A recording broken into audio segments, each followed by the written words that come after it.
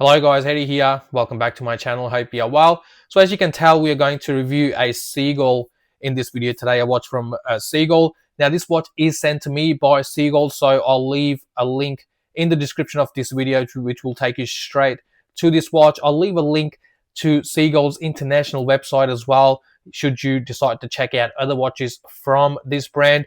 I didn't pay anything for this watch. As I said earlier, this watch is sent to me by this brand.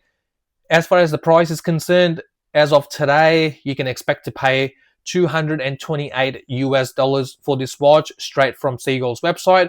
And if you're in Australia, you're looking at around 350 or slightly over, depending on the currency rate and all the kind of stuff. Obviously, that can change with time. So without further ado, let's just quickly take it out of the box and we'll take a look at the watch and see what is what. So obviously, first of all, there is this instruction manual there, which we'll just ignore for now. And here is the watch. Let me take all the wrapping off. I absolutely hate this process. So give me a couple of minutes and I'll come back with all the wrapping off this watch.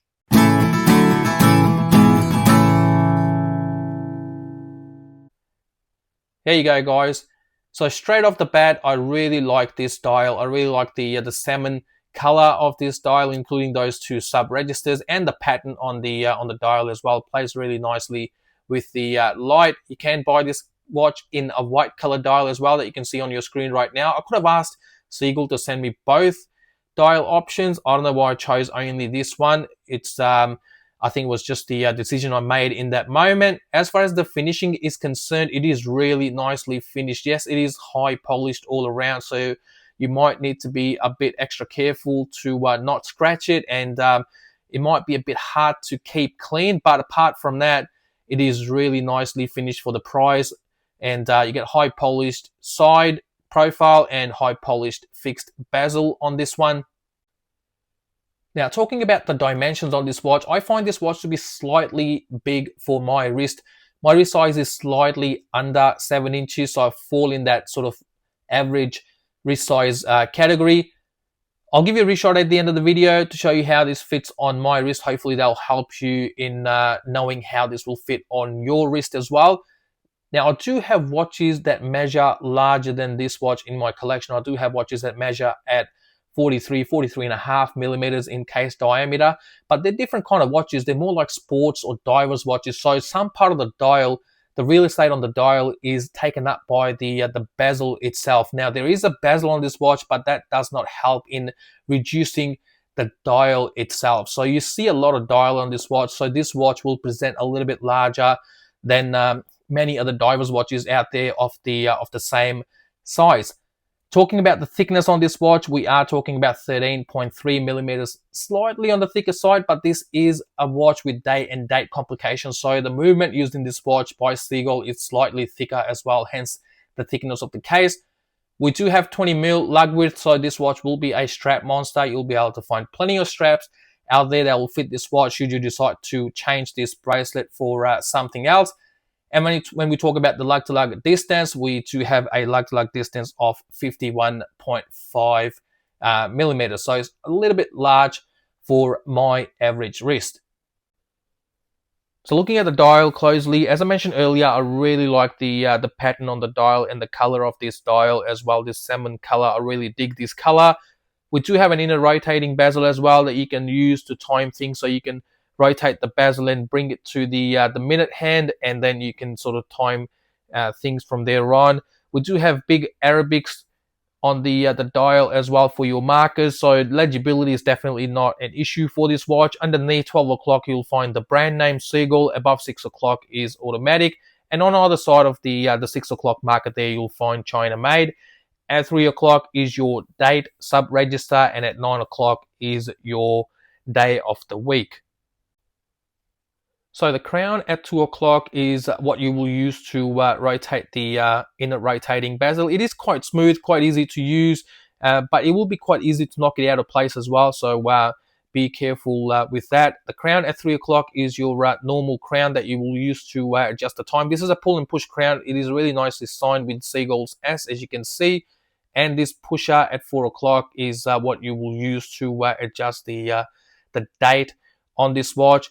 There is a little pusher at 8 o'clock as well, as you can see, so you'll need something not sharp, but like a toothpick to use this, and this is what you will push to adjust or set the day of the week on this watch.